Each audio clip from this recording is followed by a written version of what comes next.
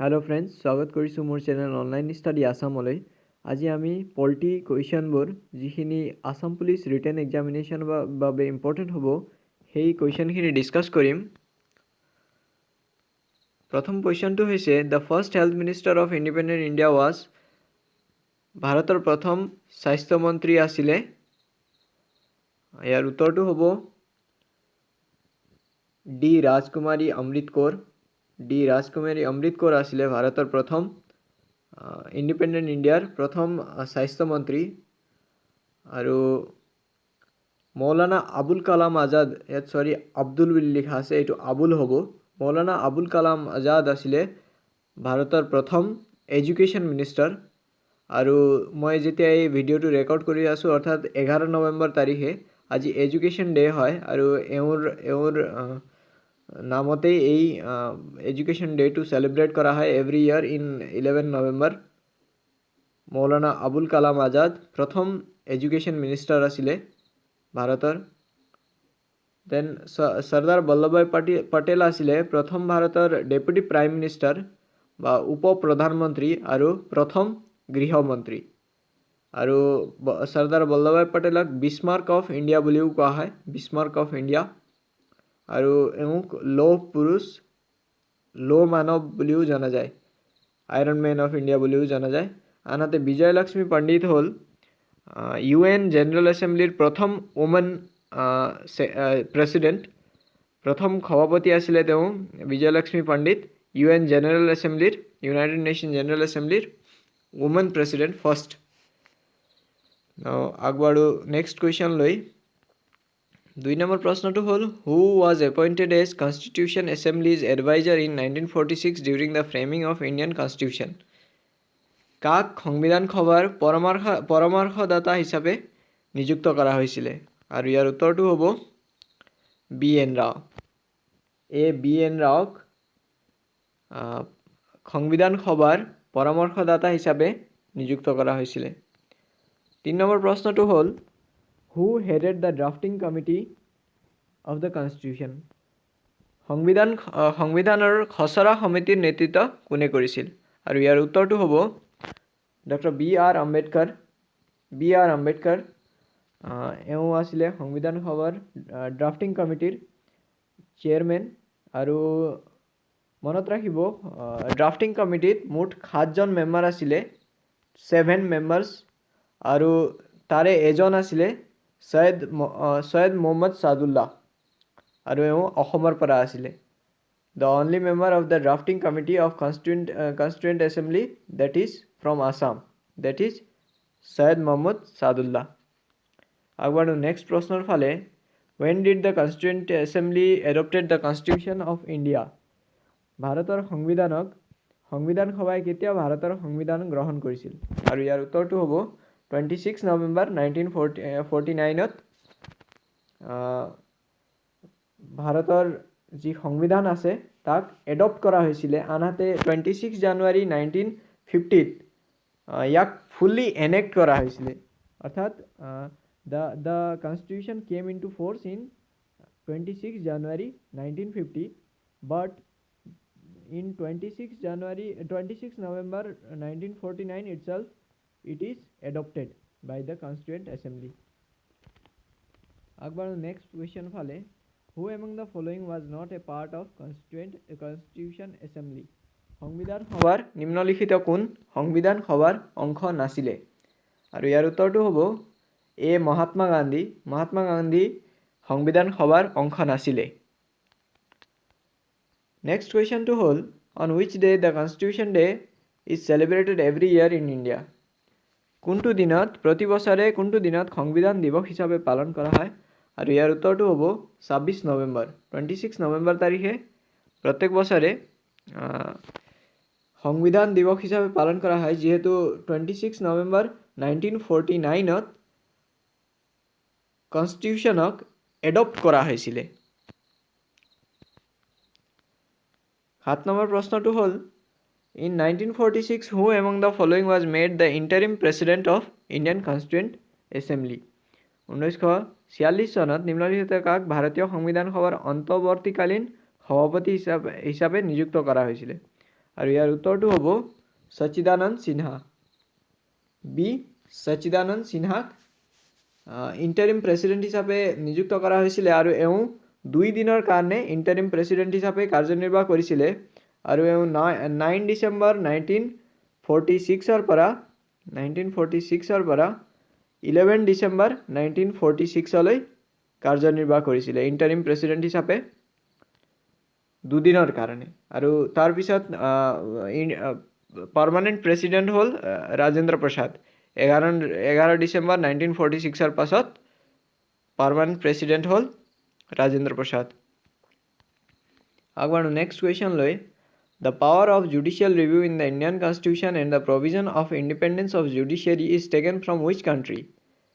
ভাৰতৰ সংবিধানত ন্যায়িক পৰ্যালোচনাৰ ক্ষমতা আৰু ন্যায়পালিকাৰ স্বাধীনতাৰ ব্যৱস্থা কোন দেশৰ পৰা লোৱা হৈছে?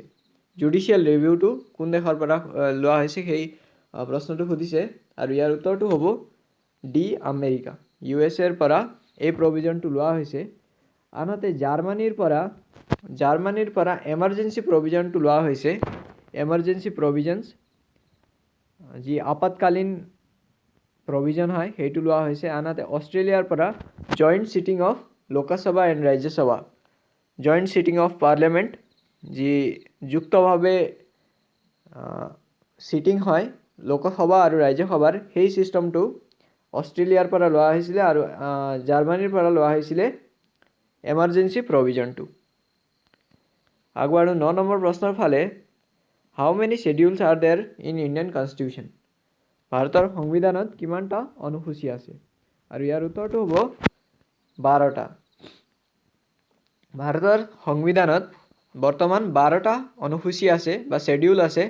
আনহাতে ভাৰতৰ সংবিধানত 25 অৰ্থাৎ 25টা পাৰ্টছ আছে। বৰ্তমান ভাৰতৰ সংবিধানত 25টা পাৰ্টছ আছে। কিন্তু যেতিয়া স্বাধীন হৈছিলে স্বাধীনতাৰ সময়ত ভাৰতৰ সংবিধানত 8টা শ্বেডিউল আছিলে আৰু 22টা পাৰ্টছ আছিলে। যেতিয়া স্বাধীন হৈছিলে অৰ্থাৎ 1947 যেতিয়া কনষ্টিটিউশ্যনটো গঠন হৈছিলে অৰ্থাৎ 1950ত কনষ্টিটিউশ্যনটো মানে এডপ্ট হৈছিলে 1950 জানুৱাৰী 26ত, তেতিয়া কনষ্টিটিউশ্যনত 8টা শ্বেডিউল আছিলে আৰু 22টা পাৰ্ট আছিলে আৰু লাহে লাহে এমেণ্ডমেণ্ট হৈ বৰ্তমান 25টা পাৰ্ট আছে সংবিধানত আৰু 12টা অনুসূচী বা শ্বেডিউল আছে। 10 নম্বৰ প্ৰশ্নটো হ'ল which schedule of Indian Constitution contains the provision of Panchayat Raj institution? ভাৰতীয় সংবিধানৰ কোনটো অনুসূচীত পঞ্চায়তী ৰাজ প্ৰতিষ্ঠানৰ ব্যৱস্থা আছে? আৰু ইয়াৰ উত্তৰটো হ'ব 11 number শ্বেডিউলত। The 11th schedule of Constitution consists of Panchayati Raj institution, provision of Panchayati Raj institution. Now let's move to 11 number question. Which of the following articles of Indian Constitution is called heart and soul of Constitution? ভাৰতীয় সংবিধানৰ নিম্নলিখিত কোনটো অনুচ্ছেদক সংবিধানৰ হৃদয় আৰু আত্মা বুলি কোৱা হয়? আৰু ইয়াৰ উত্তৰটো হ'ব article 32। Article 32 heart and soul of Indian constitution বুলি কোৱা হয়। আনহাতে আৰ্টিকল 51A হ'ল ফাণ্ডামেণ্টেল ডিউটিজ অৰ্থাৎ মৌলিক কৰ্তব্যৰ মৌলিক কৰ্তব্য।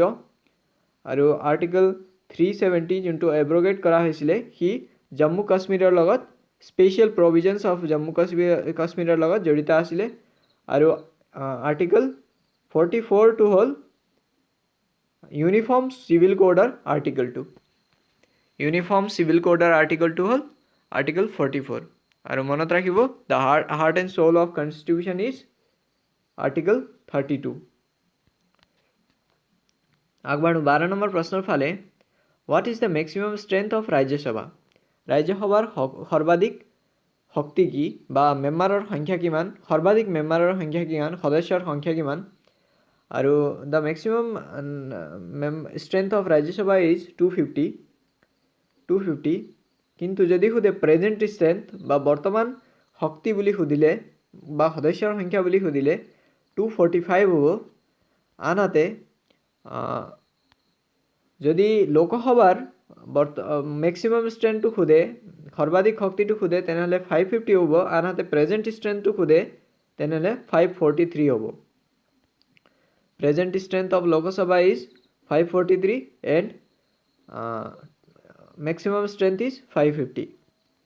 আৰু মনত ৰাখিব যে ৰাজ্যসভাৰ পৰা 12জন সদস্য ৰাষ্ট্ৰপতিয়ে নিৰ্বাচন কৰে। 12জন সদস্য ৰাষ্ট্ৰপতিয়ে নিৰ্বাচন কৰে আৰু লোকসভাত 2020লৈকে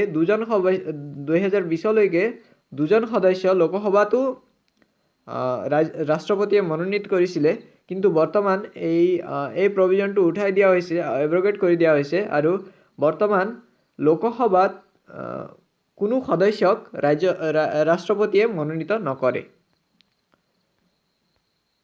13 নম্বৰ প্ৰশ্নটো হ'ল how many languages of India are scheduled languages. ভাৰতৰ কিমানটা ভাষা অনুসূচিত ভাষা হয় বা অফিচিয়েল লেংগুৱেজ বুলি ক'ব পাৰি, শ্বেডিউল্ড লেংগুৱেজ বুলি কয়। কিমানটা লেংগুৱেজ শ্বেডিউল্ড লেংগুৱেজেছ হয়, আৰু ইয়াৰ উত্তৰটো হ'ব 22টা। There are 22 languages of India which are scheduled languages in Indian Constitution. যদি সোধে বড়ো ভাষাক কেতিয়া scheduled language হিচাপে গঠন কৰা কোনটো চনত গ্ৰহণ কৰা হৈছিলে, তেতিয়া উত্তৰটো হ'ব 2003 চনত বড়ো ভাষাক scheduled language হিচাপে বা অনুসূচিত ভাষা হিচাপে ইণ্ডিয়ান কনষ্টিটিউশ্যনে গ্ৰহণ কৰিছিলে, ভাৰতৰ সংবিধানে গ্ৰহণ কৰিছিলে।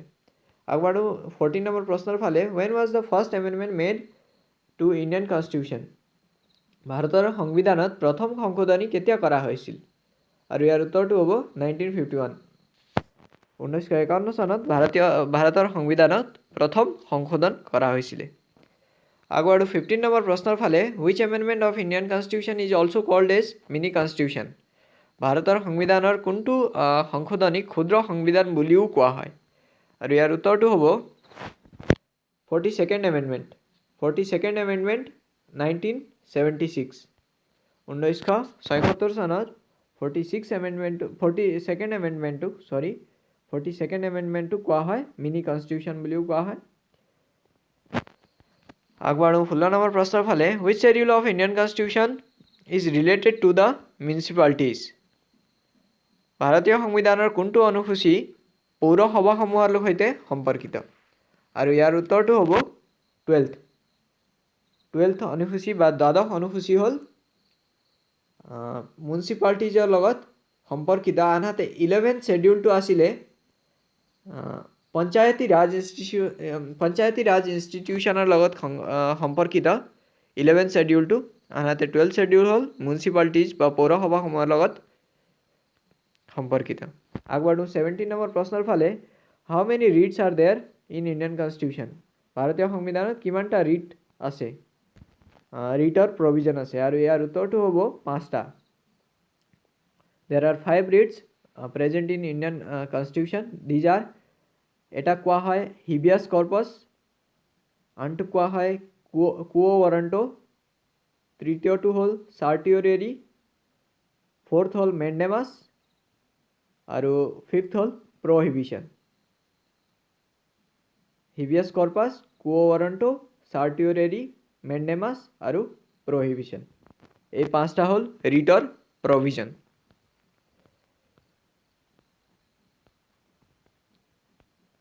Which of the following committees recommended induction of fundamental duties? নিম্নলিখিত কোনখন সমিতিয়ে মৌলিক কৰ্তব্যসমূহক অন্তৰ্ভুক্ত কৰাৰ পৰামৰ্শ দিছিলে, আৰু ইয়াৰ উত্তৰটো হ'ব স্বৰণ সিং কমিটি। স্বৰণ সিং কমিটিয়ে যি মৌলিক কৰ্তব্যসমূহ হ'ল তাক কনষ্টিটিউশ্যনত এড কৰাৰ পৰামৰ্শটো দিছিলে, আৰু ইয়াক এই পৰামৰ্শটো গ্ৰহণ কৰি 42nd এমেণ্ডমেণ্ট, যাক কোৱা হয় মিনি কনষ্টিটিউশ্যন বুলিও কোৱা হয়, এই 42nd এমেণ্ডমেণ্টত যি মৌলিক কৰ্তব্যসমূহ এড কৰা হৈছিল, আৰু মৌলিক কৰ্তব্যসমূহ 51A নামৰ আৰ্টিকলটোত প্ৰেজেণ্ট আছে। 51A নামৰ আৰ্টিকলটো মৌলিক কৰ্তব্য অৰ্থাৎ ফাণ্ডামেণ্টেল ডিউটিজখিনি প্ৰেজেণ্ট আছে। আৰু যেতিয়া 1976ত প্ৰথমে এই ফাণ্ডামেণ্টেল ডিউটিজ প্ৰভিজনটো এড কৰা হৈছিলে কনষ্টিটিউশ্যনত, তেতিয়াৰ সময়ত ফাণ্ডামেণ্টেল ডিউটিজ মৌলিক কৰ্তব্যবোৰ 10টা আছিলে, কিন্তু বৰ্তমান সময়ত যদি সোধে তেনেহ'লে মৌলিক কৰ্তব্যবোৰ 11টা। 19 নম্বৰ প্ৰশ্নটো হ'ল in the absence of president as well as vice president who will work as president ৰাষ্ট্ৰপতি আৰু উপৰাষ্ট্ৰপতিৰ অনুপস্থিতিত কোনে ৰাষ্ট্ৰপতি হিচাপে কাম কৰে আৰু ইয়াৰ উত্তৰটো হ'ব চিফ জাষ্টিচ অফ ইণ্ডিয়া ভাৰতৰ মুখ্য ন্যায়াধীশে ৰাষ্ট্ৰপতি আৰু উপৰাষ্ট্ৰপতি দুয়োজনৰে অনুপস্থিতিত ৰাষ্ট্ৰপতিৰ কামটো কৰিব ৰাষ্ট্ৰপতি হিচাপে কামটো কৰিব আৰু বৰ্তমান ভাৰতৰ CJI chief justice of India হ'ল NB ৰমন্না বৰ্তমান ভাৰতৰ CJI হ'ল NB ৰমন্না আৰু এওঁ ৰমন্না আৰু এওঁ 48 নম্বৰ CJI হয় আনহাতে ৰঞ্জন গগৈ আছিলে যিজন অসমৰ পৰা আছিলে তেওঁ 46 নম্বৰ CJI আছিলে চিফ জাষ্টিচ অফ ইণ্ডিয়া আছিলে NB ৰমন্না হ'ল 48 number CJI chief justice of India আৰু ৰঞ্জন গগৈ হ'ল 46 নম্বৰ CJI ভাৰতৰ মুখ্য ন্যায়াধীশ 20 নম্বৰ প্ৰশ্নটো হ'ল president gives resignation to whom ৰাষ্ট্ৰপতিয়ে কাক পদত্যাগ কৰে পদত্যাগ পত্ৰটো কাক দিয়ে আৰু ইয়াৰ উত্তৰটো হ'ব ভাইচ প্ৰেচিডেণ্ট অফ ইণ্ডিয়া ৰাষ্ট্ৰপতিয়ে উপৰাষ্ট্ৰপতিক ইয়াত উপৰাষ্ট্ৰপতি লিখিব লাগে উপসভাপতি লিখা আছে ভাইচ প্ৰেচিডেণ্টক তেওঁ নিজৰ ৰেজিগনেশ্যন লেটাৰটো দিয়ে 21 নম্বৰ প্ৰশ্নটো হ'ল how many emergency provisions are present in Indian constitution আৰু ইয়াৰ উত্তৰটো হ'ব ভাৰতৰ সংবিধানত 3টা জৰুৰীকালীন ব্যৱস্থা আছে আৰু এই 3টা হ'ল আৰ্টিকল 352 আৰ্টিকল 356 আৰু আৰ্টিকল 360 which are ক্ৰমে যাৰ ইয়াক কোৱা হয় আৰ্টিকল 352 টো national emergency article 356 state emergency আৰু আৰ্টিকল 360 টো ফাইনেন্সিয়েল এমাৰ্জেঞ্চি আৰু বৰ্তমানলৈকে এই ফাইনেন্সিয়েল এমাৰ্জেঞ্চিটো ভাৰতত ইউজ হোৱা নাই লাগু হোৱা নাই 22 নম্বৰ প্ৰশ্নটো হ'ল who presides over the joint sitting of parliament সংসদৰ যুটীয়া বৈঠকত কোনে সভাপতিত্ব কৰে আৰু ইয়াৰ উত্তৰটো হ'ব the speaker of Lok Sabha প্ৰিচাইডছ over the meeting of parliament আৰু বৰ্তমান ভাৰতৰ দ্য স্পিকাৰ অফ বৰ্তমান লোকসভাৰ অধ্যক্ষ কোন হয় বুলি সুধিলে উত্তৰটো হ'ব ওম বিৰলা হ'ল বৰ্তমান লোকসভাৰ অধ্যক্ষ আৰু যদি প্ৰশ্ন সোধে যদি বৰ্তমান অসমৰ বিধানসভাৰ অধ্যক্ষ কোন তেতিয়া উত্তৰটো হ'ব বিশ্বজিৎ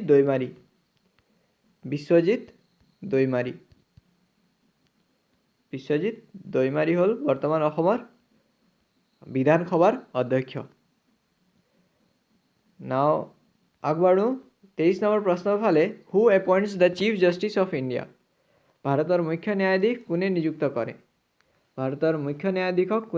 কৰে আৰু ইয়াৰ উত্তৰটো হ'ব প্ৰেচিডেণ্ট ভাৰতৰ মুখ্য ন্যায়াধীশক প্ৰেচিডেণ্টে বা ৰাষ্ট্ৰপতিয়ে নিযুক্ত কৰে আনহাতে হাইকোৰ্টৰ জজবোৰক chief justice as well as the জাজেছ of high court is appointed by president but they take oath before governor কোনো ষ্টেটৰ কোনোবা ৰাজ্যৰ হাইকোৰ্টৰ জজবোৰক প্ৰেচিডেণ্ট বা ৰাষ্ট্ৰপতিয়ে এপইণ্ট কৰে কিন্তু তেওঁলোকে শপতটো ৰাজ্যপালৰ সৈতে আগতহে গ্ৰহণ কৰে 24 নম্বৰ প্ৰশ্নটো হ'ল who of the following can promulgate ordinance নিম্নলিখিত কোনে অধ্যাদেশ জাৰি কৰিব পাৰে আৰু ইয়াৰ উত্তৰটো হ'ব প্ৰেচিডেণ্ট কেন প্ৰমলগেট আৰু ইয়াৰ উত্তৰটো হৈছে প্ৰেচিডেণ্ট কেন প্ৰমলগেট অৰ্ডিনেন্সেছ বা অধ্যাদেশ ৰাষ্ট্ৰপতিয়ে জাৰি কৰিব পাৰে আৰু ৰাজ্যৰ ক্ষেত্ৰত গভৰ্ণৰৰ লগত অধিকাৰ আছে যে তেওঁ অধ্যাদেশবোৰ জাৰি কৰিব পাৰে in case of state 25 number প্ৰশ্নটো হ'ল upper house of the Indian constitution, sorry ইয়াত পাৰ্লিয়ামেণ্ট হ'ব লাগে, ইণ্ডিয়ান পাৰ্লিয়ামেণ্ট হ'ব। Upper house of the Indian parliament is also' known as, ভাৰতীয় সংসদৰ উচ্চ সদনক কোৱা হয়, আৰু ইয়াৰ উত্তৰটো হ'ব ৰাজ্যসভা। ভাৰতৰ সংসদৰ উচ্চ সদনক কোৱা হয় ৰাজ্যসভা। নাও আগবাঢ়ো 26 নম্বৰ প্ৰশ্নৰ ফালে। Who among the following does not take part in election of president of India? নিম্নলিখিত কোনে ভাৰতৰ ৰাষ্ট্ৰপতি নিৰ্বাচনত অংশগ্ৰহণ নকৰে? আৰু ইয়াৰ উত্তৰটো হ'ব নমিনেটেড মেম্বাৰ্ছ অফ পাৰ্লিয়ামেণ্ট। সংসদৰ মনোনীত সদস্যবোৰে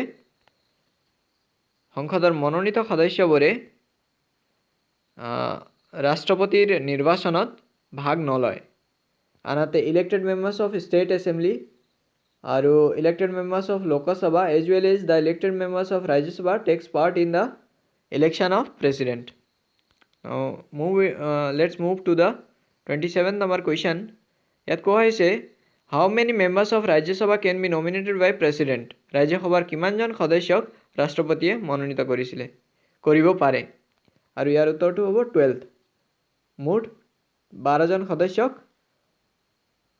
প্ৰেচিডেণ্ট অৰ্থাৎ ৰাষ্ট্ৰপতিয়ে ৰাজ্যসভাত মনোনীত কৰিব পাৰে। এই কুৱেশ্যনটো আগতো ডিছকাছ কৰি আহিছোঁ আমি। নাও 28 নম্বৰ প্ৰশ্নটো হ'ল দ্য টেনিয়ৰ অফ প্ৰেচিডেণ্ট ইজ, ৰাষ্ট্ৰপতিৰ কাৰ্যকাল হৈছে, আৰু ইয়াৰ উত্তৰটো হ'ব 5 years। ৰাষ্ট্ৰপতিৰ কাৰ্যকাল 5 বছৰ। 29 নম্বৰ প্ৰশ্নটো হ'ল the minimum age to be vice president of India is, ভাৰতৰ উপৰাষ্ট্ৰপতি হ'বলৈ যি মিনিমাম এইজ হয়, নিম্নতম বয়স, সেইটো হৈছে, আৰু ইয়াৰ উত্তৰটো হ'ব 35 years। ৰাষ্ট্ৰপতি আৰু উপৰাষ্ট্ৰপতি দুজন হ'বলৈ, এই দুটা পোষ্টত হ'বলৈ মানুহৰ কোনোবা এটা মানুহৰ বা নাগৰিকৰ নিম্নতম বয়সটো 35 years হ'ব লাগে। আনহাতে ৰাজ্যসভা তথা বিধান পৰিষদ অৰ্থাৎ লেজিছলেটিভ কাউন্সিলত যাবলৈ নিম্নতম বয়সটো হ'ব লাগে। ৰাজ্যসভা তথা লেজিছলেটিভ কাউন্সিলত যাবলৈ নিম্নতম বয়সটো হ'ব লাগে 30 years। আৰু লোকসভা অথবা বিধানসভাত যাবলৈ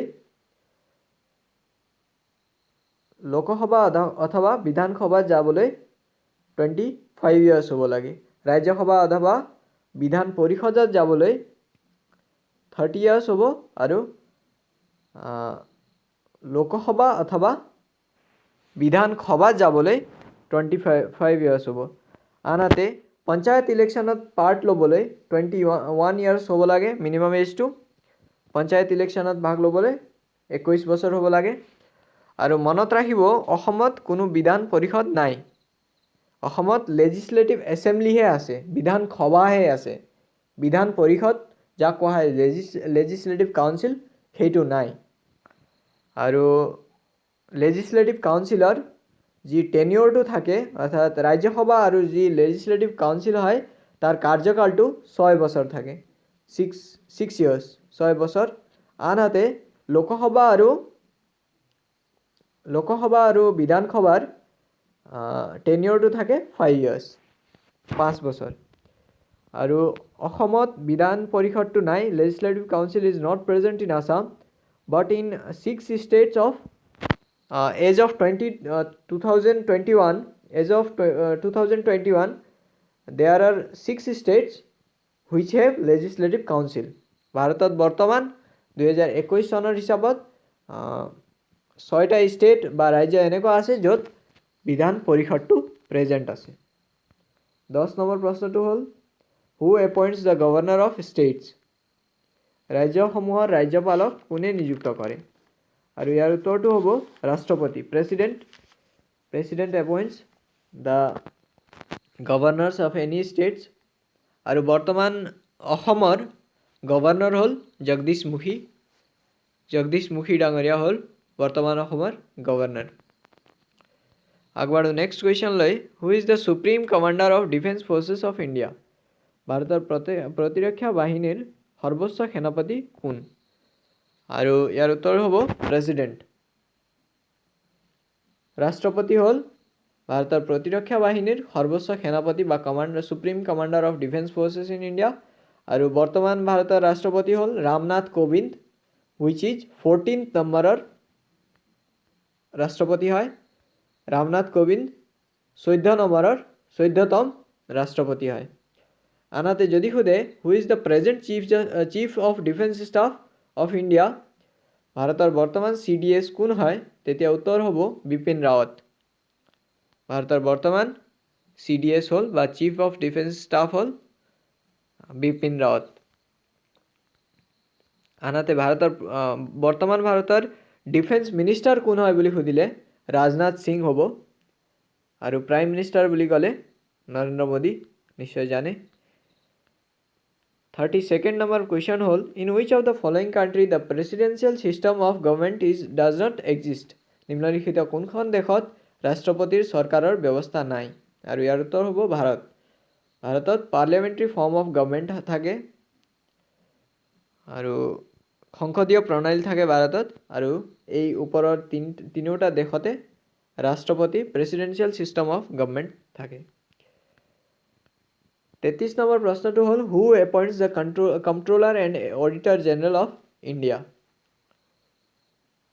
হু appoints the controller and auditor general of India, আৰু ইয়াৰ উত্তৰটো হ'ব প্ৰেচিডেণ্ট। ভাৰতৰ ৰাষ্ট্ৰপতিয়ে কণ্ট্ৰলাৰ এণ্ড অডিটৰ জেনেৰেল নিযুক্ত কৰে, আৰু বৰ্তমান ভাৰতৰ CAG হয় গিৰীশ চন্দ্ৰ মুৰ্মু, GC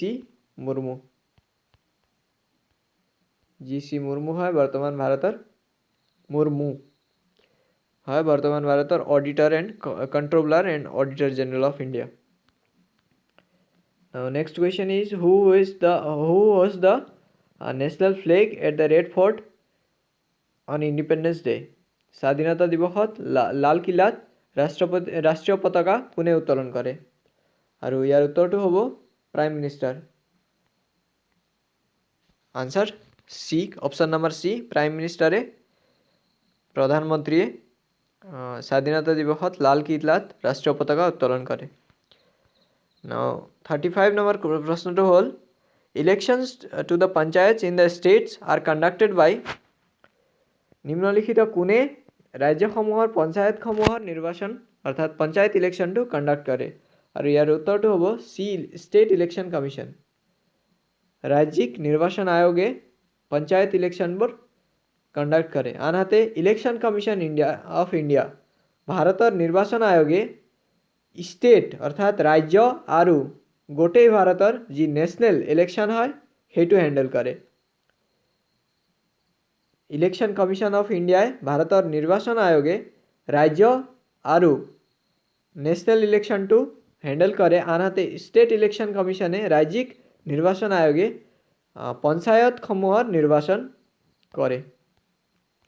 36 নম্বৰ প্ৰশ্নটো হ'ল on which date did the NITI Aayog replace the planning commission. কোন তাৰিখে নীতি আয়োগে পৰিকল্পনা আয়োগৰ স্থান লৈছিল? আৰু ইয়াৰ উত্তৰটো হ'ব 1 জানুৱাৰী 2015। 1 জানুৱাৰী 2015ত প্লানিং কমিশ্যনৰ জেগাত নীতি আয়োগক ৰখা হৈছিলে। প্লানিং কমিশ্যনৰ ঠাইত নীতি আয়োগটোৱে লৈ লৈছিলে, আৰু নীতিৰ ফুল ফৰ্ম হ'ল national institute for transforming India. আগবাঢ়ো 37 নম্বৰ কুৱেশ্যনৰ ফালে।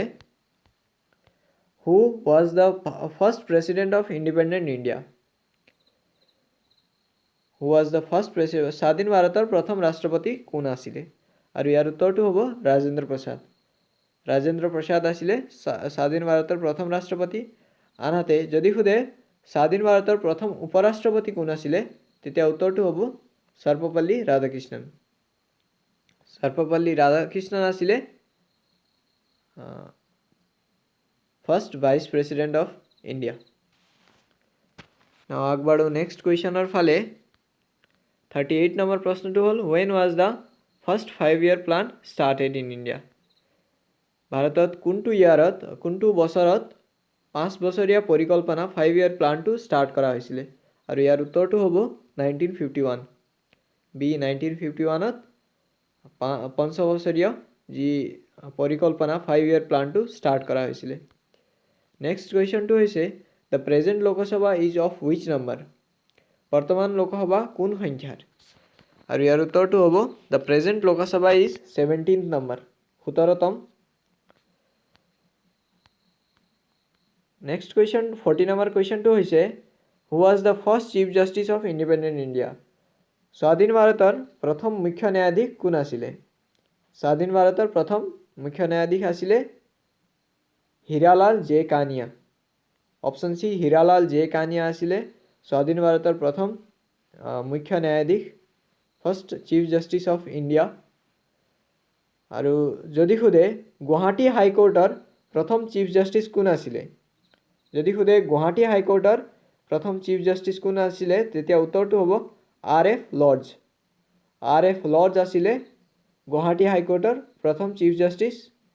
আৰু বৰ্তমান গুৱাহাটী হাইকোৰ্টৰ চিফ জাষ্টিচ কোন হয় বুলি ক'লে সুধাংশু ধুলিয়া হয়।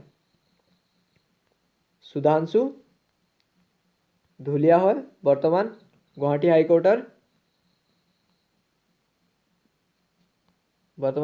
হাইকোৰ্টৰ chief justice.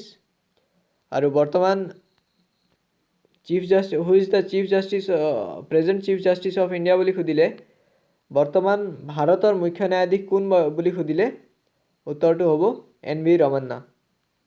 N.V. Ramana. Last question হয় এইটো which of the following states have highest representation in Lok Sabha? নিম্নলিখিত কোনখন ৰাজ্যৰ লোকসভাত সৰ্বাধিক প্ৰতিনিধিত্ব আছে? আৰু ইয়াৰ উত্তৰটো উত্তৰ প্ৰদেশ হ'ব, UP। উত্তৰ প্ৰদেশৰ লোকসভাত সৰ্বাধিক প্ৰতিনিধিত্ব আছে। Thank U.